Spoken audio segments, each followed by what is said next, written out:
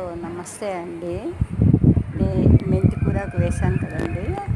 ఈ రోజుకి 5 రోజులండి. 5 రోజులు చూడండి ఎలా పెరిగాయో. ఆకుకూర చాలా బాగుందండి, ఫ్రెష్గా.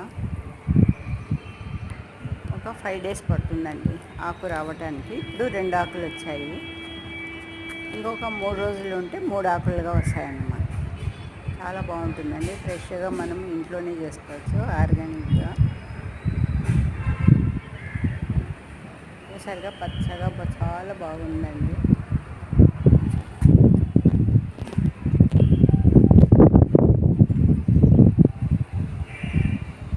ఇలా 2-3 టబ్బుల్లో రోజు విడిచి రోజు అనేసి వేసుకున్నామంటే మనకు ఎప్పటికీ ఉంటుందండి.